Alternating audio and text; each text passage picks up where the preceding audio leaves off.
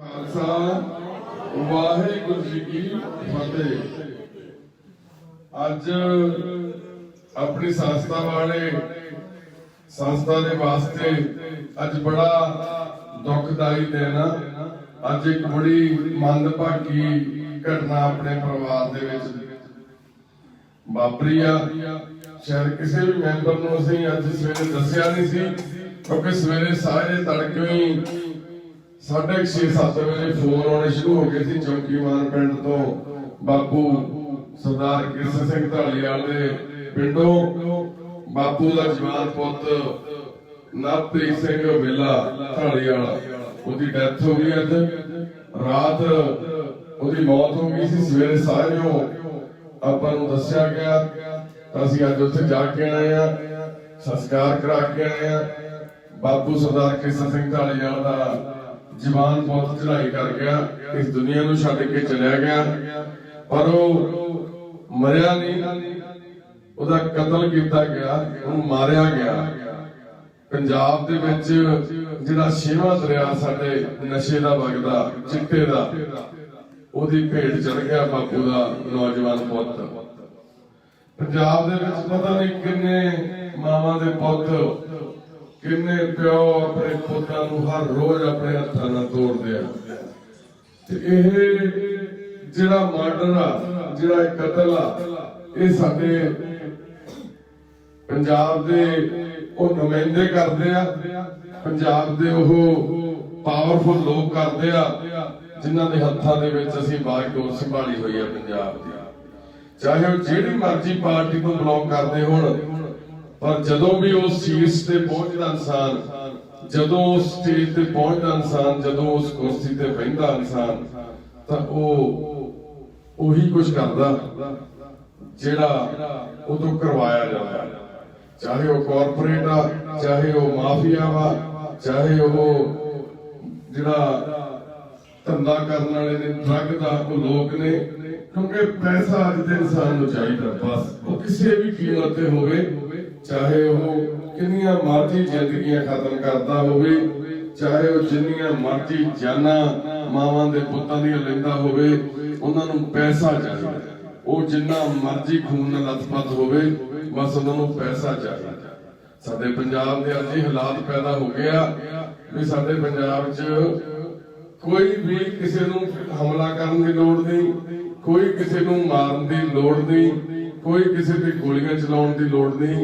एक इदां दा वार साडे ते होया, साडे पंजाब दे उत्ते, साडे पंजाबियां दे उत्ते, साडे असीं अपने आप ही हर रोज मरी जांदे आ। बापू कृष्ण सिंह ढालीवाल दा पुत डेथ जरूर ओदी अज होई आ 7 तरीक रात नूं, पर 5 साल पहले ही मौत तां ओदी हो गई सी। ऐलान ही अज होया, क्योंकि जदों चिट्टा लाउण लग्या सी बापू दा पुत, बापू दिमागी तौर ते ठीक नहीं सीगा पिछले 10 सालों तो जदों पुत जवान हुए, एक बाहर चला गया, एक इत्थे वाला सीगा जिहड़ा वो नशे लाता। बापू दे भतीजे तो एक हैप्पी ते एक बिग्गी, वो भी चिट्टे दी भेट चढ़े। ते अज तीजा पुत इक्को घर दे 3 पुत जवान पुत चिट्टे ने ले ले। बिग्गी सी जिहड़ा वो नशा करता भी सी, बेचदा भी सी, ते उहने ही बापू दे मुंडे नूं भी नाल ला लिया।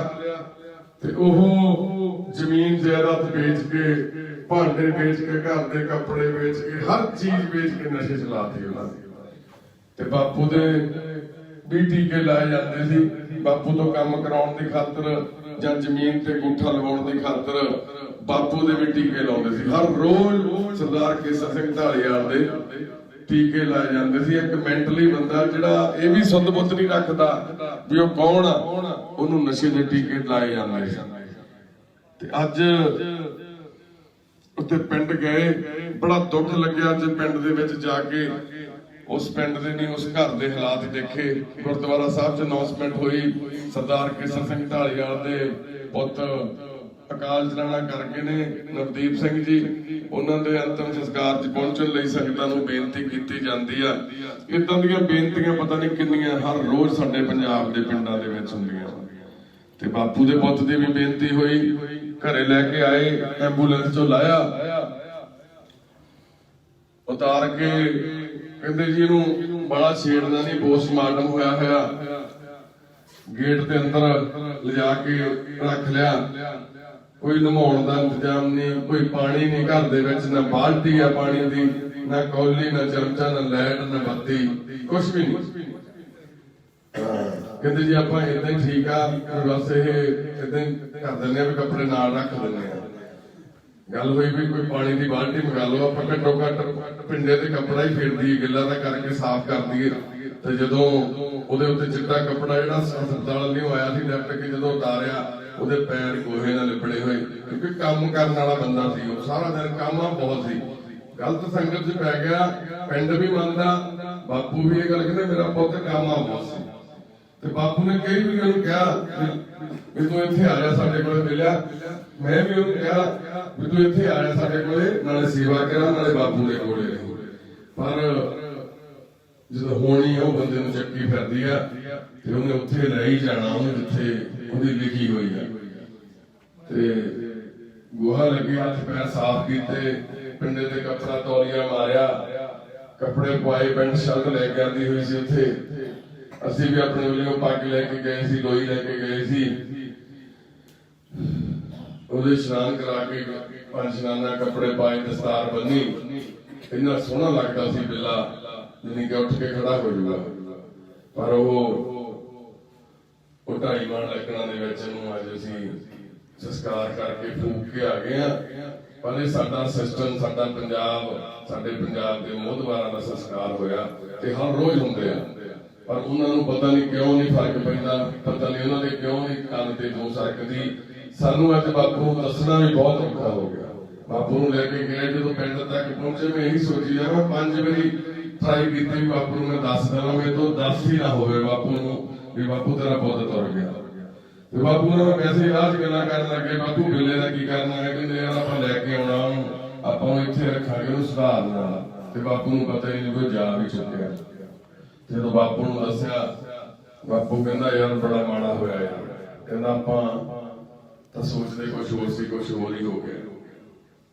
ਦੁੱਖ ਦੀ ਗੱਲ ਇਹ ਆ ਵੀ ਅੱਜ ਉਹਦਾ ਸੰਸਕਾਰ ਵੀ ਕਰਦਾ, ਤੇ ਅਸੀਂ ਪਿੰਡ ਤੋਂ ਬੇਨਤੀ ਵੀ ਕੀਤੀ ਨਗਰ ਨੂੰ ਵੀ ਆਪਾਂ ਹੁਣ ਉਪਰਾਲਾ ਕਰੀਏ, ਕੋਈ ਵੀ ਪਿੰਡ ਜਿਹੜੇ ਵੇਚਦੇ ਆ ਜਾਂ ਲਾਉਂਦੇ ਆ ਉਹਨਾਂ ਨੇ ਗੱਲ ਕਰੀਏ, ਸਾਰਾ ਪਿੰਡ ਇਕਜੁੱਟ ਹੋਵੋ, ਆਪਾਂ ਉਹਨਾਂ ਨੂੰ ਰੋਕੀਏ।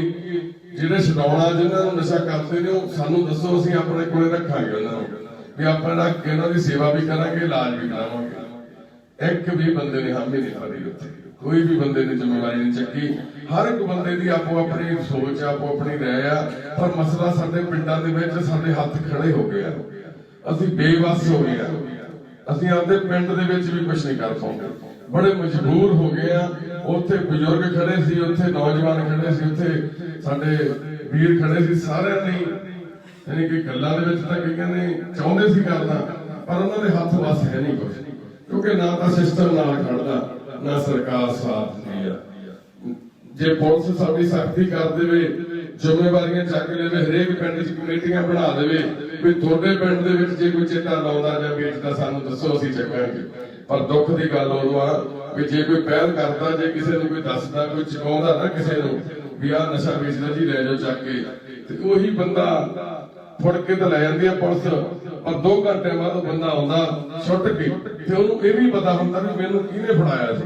ਤੇ ਫਿਰ ਉਸ ਬੰਦੇ ਤੇ ਜਾ ਕੇ ਘਰ 'ਚ ਉਹਨੂੰ ਕੁੱਟਦਾ, ਮਾਰਦਾ, ਗਾਲਾਂ ਕੱਢਦਾ, ਉਹਦੇ ਧੀਆਂ ਪੁੱਤਾਂ ਦਾ ਨੁਕਸਾਨ ਕਰਨ ਬਾਰੇ ਕਹਿੰਦਾ, ਤੇ ਫਿਰ ਉਹ ਚੁੱਪ ਹੋ ਜਾਂਦਾ।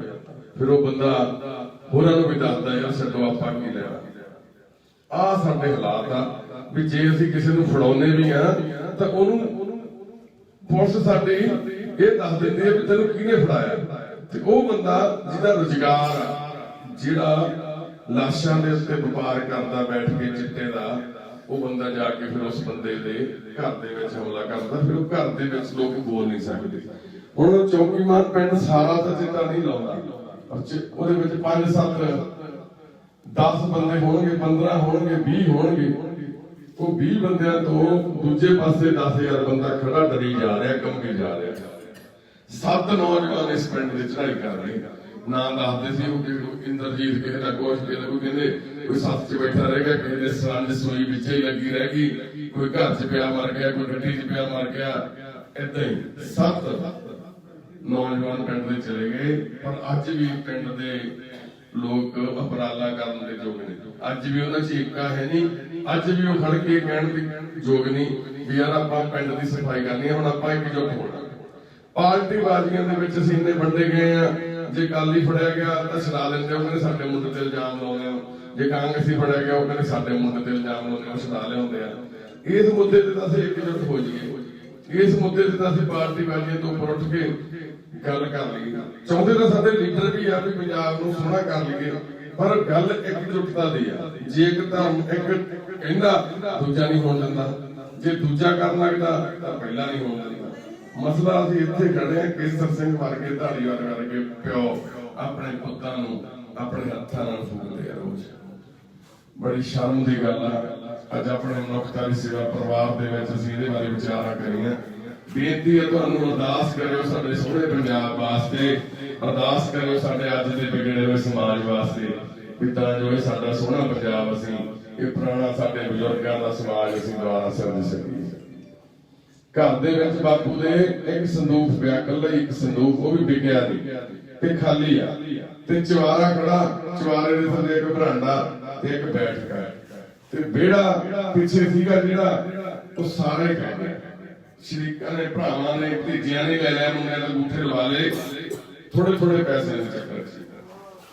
ਜ਼ਮੀਨ ਜਿਹੜੀ ਕਰੋੜਾਂ ਦੀ ਸੀ ਉਹ ਵੀ ਏਦਾਂ ਹੀ ਮਿੱਟੀ ਦੇ ਭਾਈ ਲੈ ਲਈ। ਬਾਪੂ ਦਾ ਟੀਕਾ ਲਾ ਦਿੰਦੇ ਸੀ, ਨਸ਼ੇ ਦਾ ਅੰਗੂਠਾ ਲਵਾ ਲੈਂਦੇ ਸੀ ਬਾਪੂ ਦਾ, ਉਹ ਵੀ ਸਾਰਾ ਕੁਝ ਲੈ ਲਿਆ। ਹੁਣ ਪੁੱਤ ਵੀ ਲੈ ਲਿਆ, ਹੁਣ ਇੱਕ ਰਹਿ ਗਿਆ ਪੁੱਤ ਬਾਪੂ ਦਾ, ਉਹ ਵੀ ਉੱਥੇ ਆਇਆ ਹੋਇਆ ਸੀਗਾ, ਉਹ ਬਾਹਰੋਂ ਆਇਆ ਹੋਇਆ, ਉਹ ਵੀ ਰੁਲਿਆ ਫਿਰਦਾ, ਮੂੰਹ ਨੀਲਾ ਹੋਇਆ, ਸ਼ਕਲਾਂ ਲੱਗੀਆਂ, ਨਸ਼ੇ 'ਚ ਉਹ ਵੀ ਪੂਰਾ ਫੁੱਲ ਸੀਗਾ।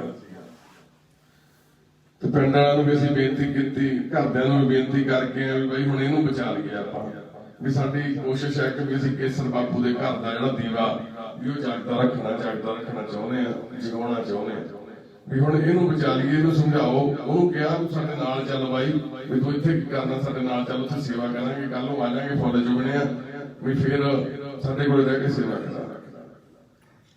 ਪਰ ਉਹ ਵੀ ਕੋਈ ਜਵਾਬ ਨਹੀਂ ਦੇ ਸਕਿਆ, ਕਿਉਂਕਿ ਗੁਲਾਮ, ਉਹ ਵੀ ਗੁਲਾਮ ਹੋ ਚੁੱਕੇ ਆ ਨਸ਼ੇ ਦੇ।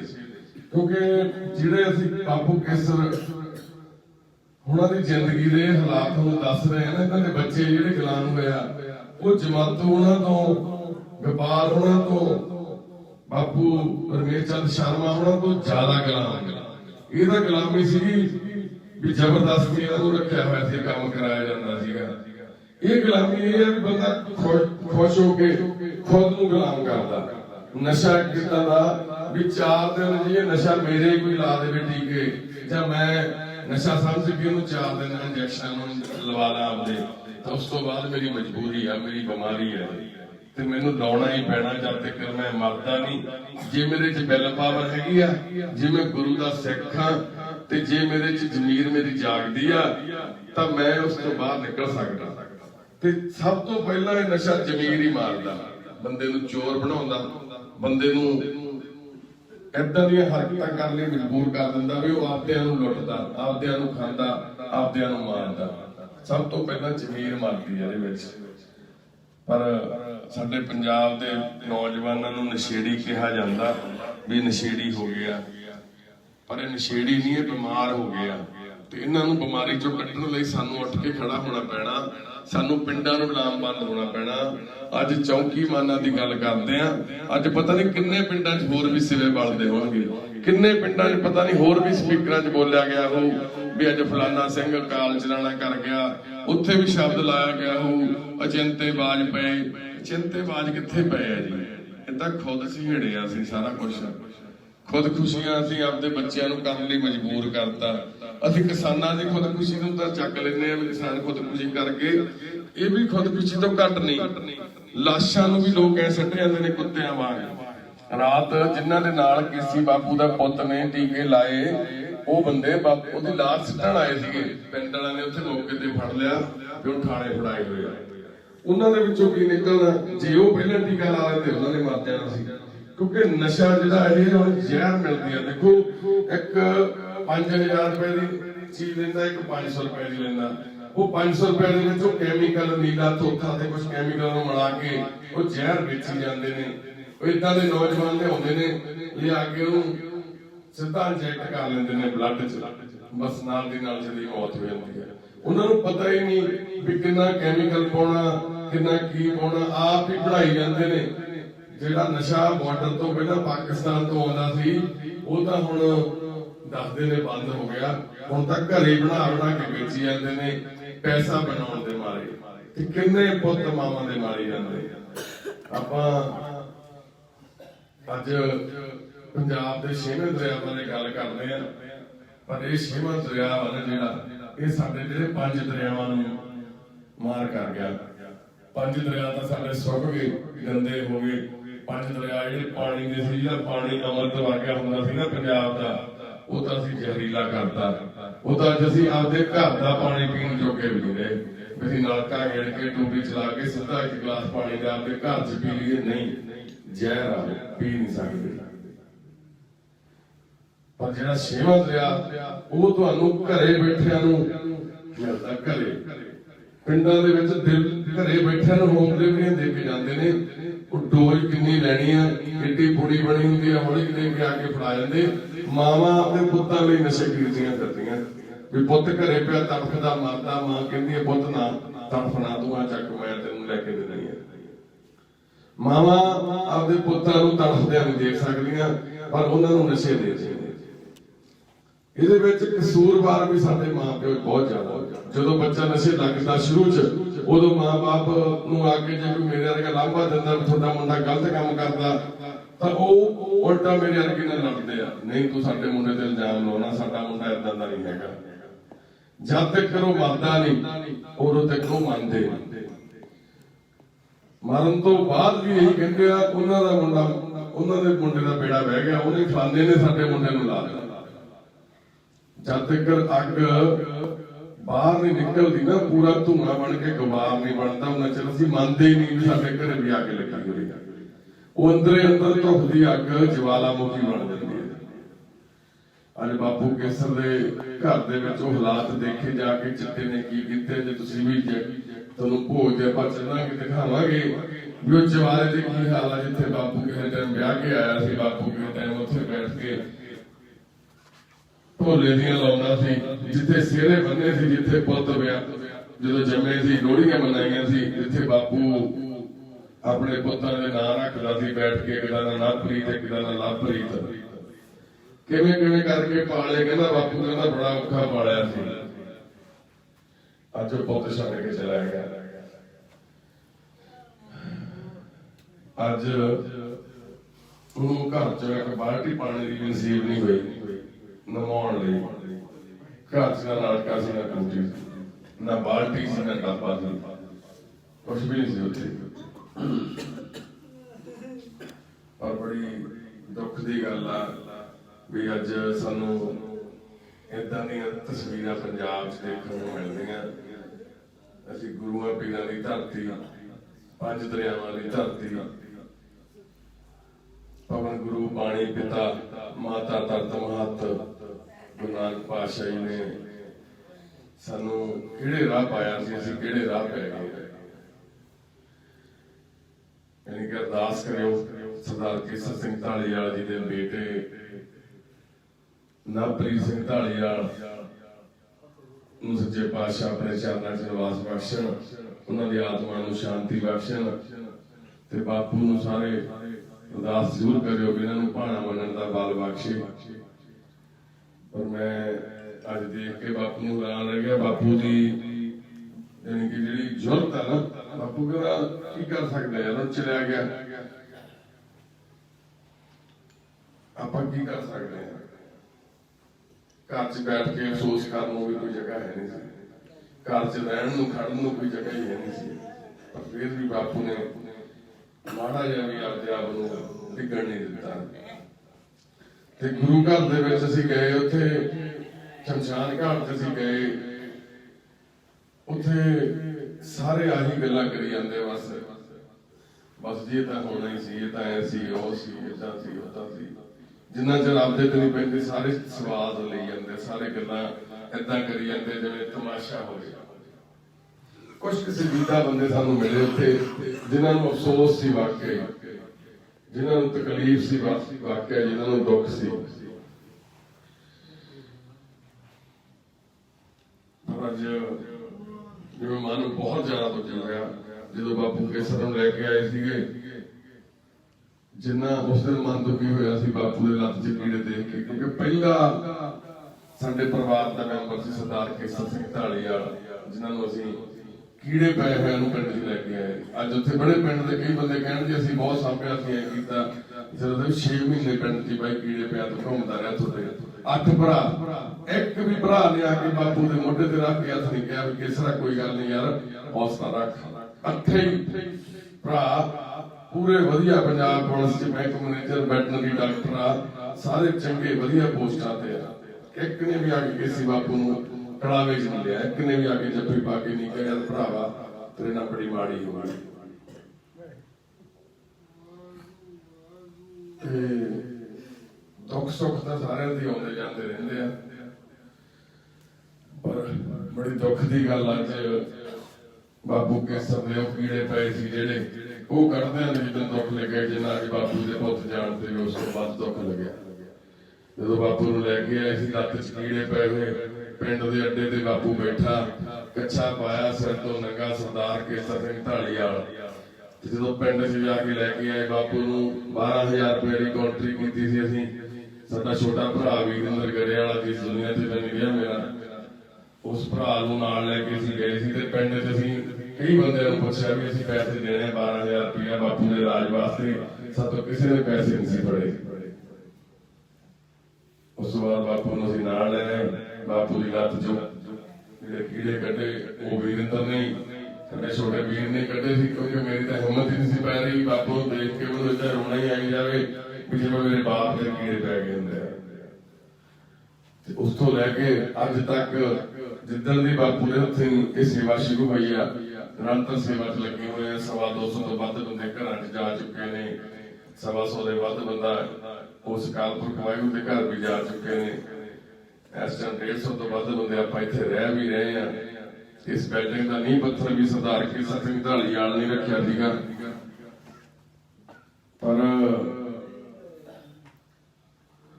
ਨਗਰ ਦੇ ਵਿੱਚ ਅੱਜ ਇਹ ਹਾਲਾਤ ਦੇਖ ਕੇ ਕੇਸਰ ਸਿੰਘ ਢਾਲੀਵਾਲ ਦਾ ਵਜੂਦ ਵਿਖਰਿਆ ਹੋਇਆ ਦੇਖ ਕੇ ਬਹੁਤ ਤਕਲੀਫ ਹੋਈ। ਆਪਾਂ ਜੇ ਅੱਜ ਵੀ ਨਾ ਪੰਜਾਬ ਨੂੰ ਬਚਾ ਸਕੇ, ਜੇ ਹੁਣ ਵੀ ਆਪਾਂ ਕੁਛ ਕੀਤਾ, ਹੁਣ ਵੀ ਕੋਈ ਉਪਰਾਲੇ ਨਾ ਕੀਤੇ, ਹੁਣ ਵੀ ਆਪਾਂ ਇਕਜੁੱਟ ਨਾ ਹੋਏ, ਤਾਂ ਪੰਜਾਬ ਦੇ ਦਿਨ ਉਹ ਆ ਜਾਣਗੇ ਜਿਹੜੇ ਨਾ ਤਾਂ ਮੁਗਲਾਂ ਦੇ ਸਮੇਂ 'ਚ ਨਾ ਅੰਗਰੇਜ਼ਾਂ ਦੇ ਸਮੇਂ 'ਚ ਆਏ ਸੀ। ਵੈਸੇ ਵੀ ਸਾਡੇ ਪਿੰਡਾਂ 'ਚ ਕਾਂ ਪੈਂਦੇ ਆ, ਵੈਸੇ ਵੀ ਸਾਡੇ ਨੌਜਵਾਨ ਜਿਹੜਾ ਪੁੱਤ ਜਵਾਨ ਹੋ ਗਿਆ ਉਹ ਮਾਂ ਦਾ ਪਿਓ ਦਾ ਦਿਲ ਧੱਕ ਧੱਕ ਹੀ ਕਰਦਾ ਵੀ ਮੇਰਾ ਪੁੱਤ ਕਿੱਦਣ ਆਊਗਾ, ਨੀਲਾ ਹੋ ਗਿਆ। ਸੱਚਾਈ ਹੈ ਇਹ ਵੀ ਪਿੰਡਾਂ ਦੇ ਵਿੱਚ ਮਾਹੌਲ ਏਦਾਂ ਦਾ ਬਣਿਆ ਹੋਇਆ, ਜਿਹਦਾ ਨਹੀਂ ਲੱਗਿਆ ਉਹਨੂੰ ਧੱਕੇ ਨਾਲ ਲਵਾਉਂਦੇ ਨੇ। ਤੇ ਸਾਨੂੰ ਸਾਰਿਆਂ ਨੂੰ ਸੁਚੇਤ ਹੋਣ ਦੀ ਲੋੜ ਆ, ਤੇ ਆਪਾਂ ਸਾਰਿਆਂ ਨੂੰ ਸੁਚੇਤ ਕਰਨ ਦੀ ਖਾਤਰ ਆਪਾਂ ਅਰਦਾਸ ਕਰਨੀ ਆ ਸਾਰਿਆਂ ਦੀ ਵੀ ਆਪਾਂ ਬਾਪੂ ਕੇਸਰ ਸਿੰਘ ਢਾਲੀਵਾਲ ਦੇ ਪੁੱਤ ਲਈ ਅਰਦਾਸ ਵੀ ਕਰਨੀ, ਪੰਜਾਬ ਦੇ ਉਹਨਾਂ ਪੁੱਤਾਂ ਲਈ ਅਰਦਾਸ ਕਰਨੀ ਆ ਜਿਹੜੇ ਹਰ ਰੋਜ਼ ਆਪਣੀਆਂ ਉਹ ਰੱਖੜੀ ਬੰਨ੍ਹਣ ਵਾਲੇ ਗੁੱਟ ਨੂੰ ਸੂਈਆਂ ਦੇ ਨਾਲ ਬੰਨ੍ਹਦੇ ਆ। ਉਹਨਾਂ ਵਾਸਤੇ ਆਪਾਂ ਅਰਦਾਸ ਕਰਨੀ ਆ ਵੀ ਉਹਨਾਂ ਨੂੰ ਸੱਚੇ ਪਾਤਸ਼ਾਹ ਸਮਤ ਬੁੱਧੀ ਬਖਸ਼ਣ, ਬਲ ਬਖਸ਼ਣ, ਤਾਂ ਜੋ ਉਸ ਨਰਕ ਭਰੀ ਜ਼ਿੰਦਗੀ ਚੋਂ ਨਿਕਲ ਸਕਣ, ਉਸ ਗੁਲਾਮੀ ਵਾਲੀ ਜ਼ਿੰਦਗੀ ਚੋਂ ਨਿਕਲ ਸਕਣ। ਇਹ ਆਪਾਂ ਸਾਰਿਆਂ ਨੇ ਅੱਜ ਅਰਦਾਸ ਕਰਨੀ ਆ। ਤੇ ਆਪਣੇ ਪਰਿਵਾਰ ਨੂੰ ਬੜਾ ਮਾਣ ਵੀ ਇਸ ਗੱਲ ਦਾ ਵੀ ਸਾਡੇ ਕੋਲੇ ਵੀ ਕੁਛ ਏਦਾਂ ਦੇ ਵੀਰ ਹੈਗੇ ਨੇ ਜਿਹੜੇ ਉਸ ਗੁਲਾਮੀ ਭਰੀ ਜ਼ਿੰਦਗੀ ਨੂੰ ਛੱਡ ਕੇ ਆਜ਼ਾਦੀ ਭਰੀ ਸੇਵਾ ਭਰੀ ਜ਼ਿੰਦਗੀ ਨੂੰ ਉਹਨਾਂ ਨੇ ਬਣਾਇਆ। ਤੇ ਉਹਨਾਂ ਨੂੰ ਸੱਚੇ ਪਾਤਸ਼ਾਹ ਏਦਾਂ ਹੀ ਬਲ ਬਖਸ਼ਣ, ਉਹ ਹੋਰ ਵੱਧ ਚੜ ਕੇ ਸੇਵਾ ਕਰਨ, ਹੋਰ ਪੰਜਾਬ ਦੇ ਨੌਜਵਾਨਾਂ ਨੂੰ ਸੇਧ ਦੇ ਸਕਣ, ਪੰਜਾਬ ਦੇ ਹੋਰ ਨੌਜਵਾਨ ਚੰਗੇ ਰਾਹ ਤੇ ਚੱਲ ਸਕਣ। ਮਨੁੱਖਤਾ ਦੀ ਸੇਵਾ ਪਰਿਵਾਰ ਦੇ ਹਮੇਸ਼ਾ ਦਰਵਾਜ਼ੇ ਖੁੱਲੇ ਆ ਉਹਨਾਂ ਵੀਰਾਂ ਵਾਸਤੇ ਜਿਹੜੇ ਬਿਲਕੁਲ ਤਨੋਂ ਮਨੋਂ ਛੱਡਣਾ ਚਾਹੁੰਦੇ ਨੇ ਨਸ਼ਾ। ਜਿਹੜੇ ਕੋਈ ਵੀ ਇੱਥੇ ਆ ਕੇ ਸਾਡੇ ਕੋਲੇ ਕੋਈ ਚਲਾਕੀ, ਕੋਈ ਫੇਰਾ ਫੇਰੀ, ਕੋਈ ਸਕੀਮ ਲਾਉਣ ਤੋਂ ਬਿਨਾਂ ਸਾਡੇ ਕੋਲ ਰਹਿ ਕੇ ਸੇਵਾ ਕਰਾਉਣੀ ਚਾਹੁੰਦੇ ਆ, ਸਾਡੇ ਨਾਲ ਰਹਿ ਕੇ ਪਰਿਵਾਰ ਵਾਂਗ ਸੇਵਾ ਕਰਾਉਣੀ ਚਾਹੁੰਦੇ ਆ, ਉਹਨਾਂ ਦਾ ਲਈ ਹਰ ਹੀਲਾ ਵਸੀਲਾ ਅਸੀਂ ਕਰਾਂਗੇ। ਤੇ ਜੇ ਕੋਈ ਵੀਰ ਏਦਾਂ ਦੇ ਨਰਕ ਭਰੀ ਜ਼ਿੰਦਗੀ ਚੋਂ ਨਿਕਲਣਾ ਚਾਹੁੰਦਾ ਤਾਂ ਅਸੀਂ ਉਹਨਾਂ ਦੇ ਨਾਲ ਹਮੇਸ਼ਾ ਲਈ ਖੜੇ ਹਾਂ। ਤੇ ਅੱਜ ਬਾਪੂ ਕੇਸਰ ਸਿੰਘ ਢਾਲੀਵਾਲ ਵਾਸਤੇ ਜ਼ਰੂਰ ਅਰਦਾਸ ਕਰਿਓ। ਅੱਜ ਬਾਪੂ ਆਪਦੇ ਜਵਾਨ ਪੁੱਤ ਦੇ ਸਿਵੇ ਨੂੰ ਦੇਖ ਕੇ ਆਇਆ।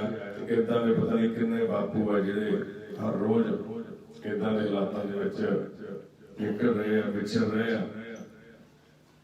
ਕਿੰਨੀਆਂ ਕੀ ਬੇਨਤੀਆਂ ਤੇ ਜਾਣਕਾਰੀਆਂ ਤੁਹਾਡੇ ਨਾਲ ਸਾਂਝੀਆਂ ਕਰਨੀਆਂ ਸੀ। ਸਾਰੇ ਵੀਰਾਂ ਨੂੰ ਬੇਨਤੀ ਆ ਵੀ ਦਿਲੋਂ ਅਰਦਾਸ ਕਰਿਓ ਅੱਜ ਬਾਪੂ ਵਾਸਤੇ ਤੇ ਪੰਜਾਬ ਵਾਸਤੇ। ਵਾਹਿਗੁਰੂ ਜੀ ਕਾ ਖਾਲਸਾ, ਵਾਹਿਗੁਰੂ ਜੀ ਕੀ ਫਤਿਹ।